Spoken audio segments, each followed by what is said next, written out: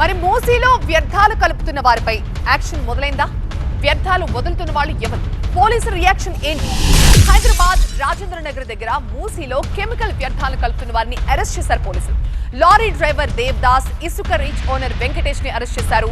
పటాన్ చెరువు నుంచి లారీని బాపుఘాట్ దగ్గరకు తీసుకొచ్చి వ్యర్థాలని మూసీలో వదిలాడు డ్రైవర్ దేవదాస్.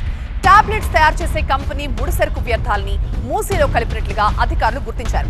శేఖర్ రెడ్డి ఇసుక రీచ్ ఓనర్ గా పోలీసులు అతన్ని గుర్తించారు. శేఖర్ రెడ్డిపై కేసు నమోదు చేయబోతున్నారు.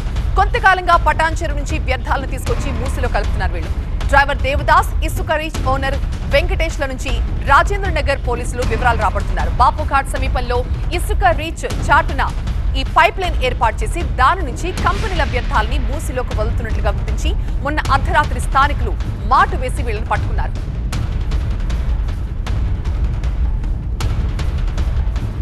మా కరెస్పాండెంట్ జ్యోతి మనకి లైవ్ లో జాయిన్ అవుతున్నారు. జ్యోతి, ఎవరు ఆ వ్యర్థాలను అక్కడ కలుపుతున్నారో గుర్తించినట్టుగా తెలుస్తోంది. ఇప్పుడు ఎవరైతే ఇసుక రీచ్ ఓనర్ కావచ్చు, ఆ డ్రైవర్ కావచ్చు, వీళ్ళ సంగతి ఏంటి? పోలీసులు ఏం చేయబోతున్నారు?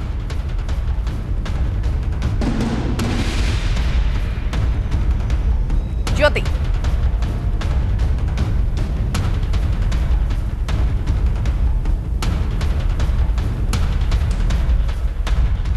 ప్రస్తుతం ఆ ఇసుక రీచ్ కి సంబంధించిన వ్యక్తిని అదుపులోకి తీసుకున్నట్టుగా తెలుస్తుంది. డీటెయిల్స్ మా ప్రతినిధి జ్యోతి అందిస్తున్నారు.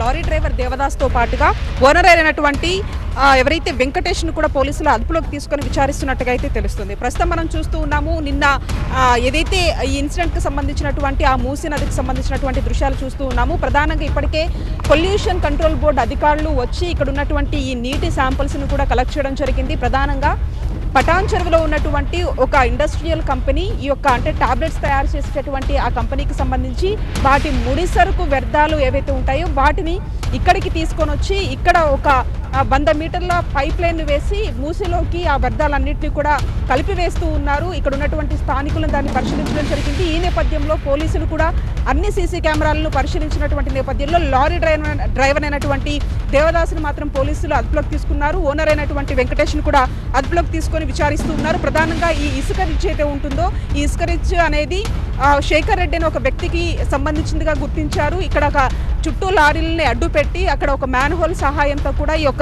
దందా అంతా కూడా నడిపిస్తూ ఉన్నారు. ఒకవైపు పొల్యూషన్ కంట్రోల్ బోర్డు ఈ శాంపిల్స్ ని కలెక్ట్ చేసుకుంది కాబట్టి ప్రధానంగా శ్రీనివాస ఇండస్ట్రీలకు సంబంధించినటువంటి ఒక కంపెనీ నుంచి ఈ వ్యర్థాలు వచ్చినట్టుగా ఒకవైపు పొల్యూషన్ కంట్రోల్ బోర్డు అధికారులు గుర్తించినట్టుగా తెలుస్తుంది. ఈ నేపథ్యంలో ఆ శాంపిల్స్ కనుక ఒకవేళ కలెక్ట్ అంటే వాళ్ళు కంపేర్ చేసి ఒకవేళ దానికి సూటబుల్ అయితే మాత్రం ఆ కంపెనీని కూడా సీజ్ చేసేటటువంటి అవకాశం కనిపిస్తుంది. ఒకవైపు ప్రభుత్వం ఎంతో ప్రతిష్టాత్మకంగా తీసుకున్నటువంటి ఈ యొక్క మూసీ ప్రక్షాళనకు సంబంధించి ఈ విధంగా చాలా మంది కూడా కెమికల్స్ ని ఈ విధంగా మూసీలోకి వదులుతున్నటువంటి ఈ ఘటనకు సంబంధించి కూడా పూర్తి స్థాయిలో స్థానికులు కూడా ఇక్కడ ఆగ్రహం వ్యక్తం చేస్తున్నారు. అట్ ది సేమ్ టైం ఈ యొక్క ఘటనకు సంబంధించి కూడా రాజేంద్ర నగర్ పోలీసులు మాత్రం దర్యాప్తును వేగవంతం చేశారు.